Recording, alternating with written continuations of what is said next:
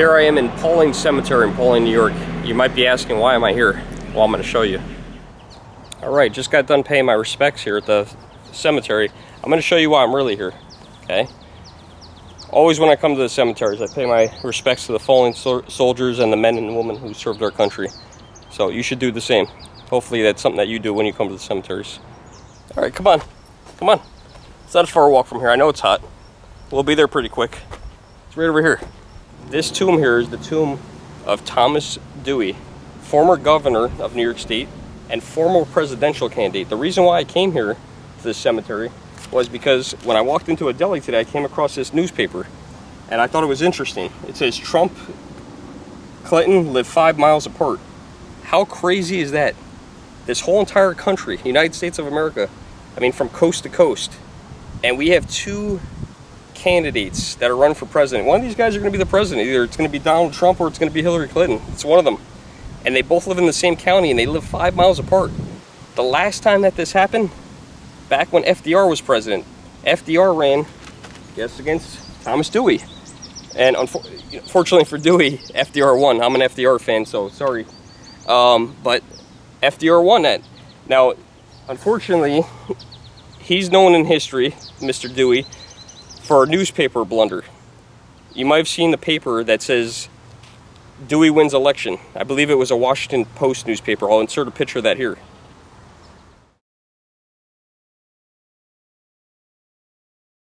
As you can see, Truman's holding that paper up, excited. You know, he already knows he won. You know, but it's iconic that that paper existed, because that doesn't really happen.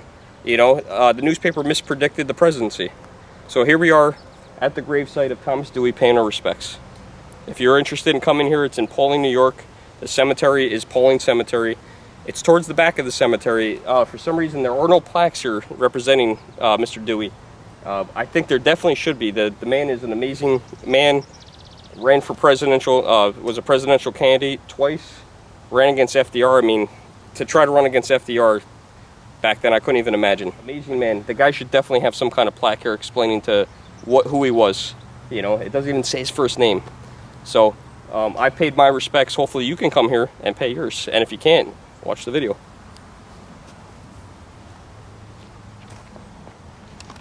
Now I thought this was an interesting side note. In the same cemetery as Mr. Dewey is the Rear Admiral John Worden, who commanded the USS Monitor, which is a very famous ship in history, and her historic battle with the Confederate ship the Merrimack at Hampton Roads, March 9th, 1862, is also buried in this cemetery.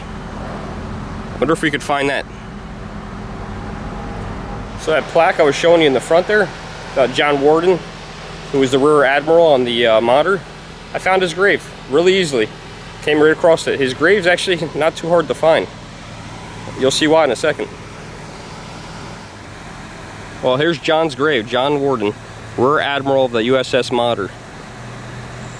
So if you're ever going here to the Pawling Cemetery and you're interested in Civil War history or presidential history, make sure you pay your respects to one or the other, or possibly if you're interested in both, like I am. So I'm going to do a little bit more research on John Worden. But this is his gravesite. Pretty easy to find. Small cemetery. I mean, it's a decent size, but it's considered on the smaller side in this area. But very easy grave to find. I mean, look for the one with the giant anchor. Okay, so here we are at the gravesite of Franklin Delano Roosevelt, 32nd President of the United States.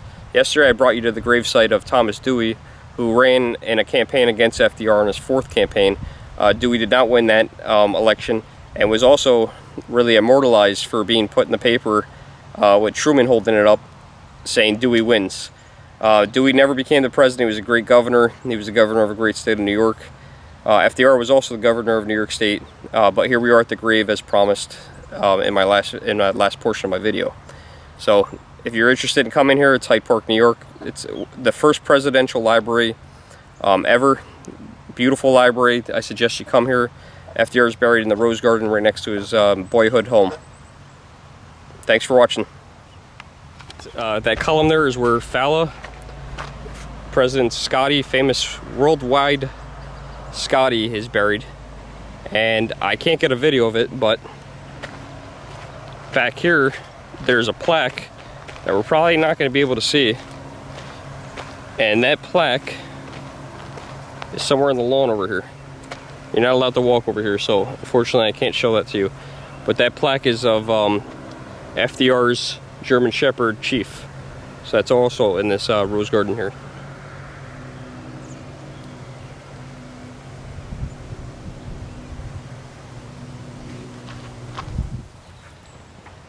Just a few steps away from FDR's final resting place is the home of Franklin Delano Roosevelt and Eleanor Roosevelt, as well as his mother, Sarah Roosevelt. Probably the only president to live at home with his mother. Beautiful home. I've been in here several times. It's definitely worth coming here to Hyde Park, and we're going to do a tour of this at one point, but we're not going to do that today. It's a little late in the evening, but figured while we're here, definitely should show you the home of the 32nd president.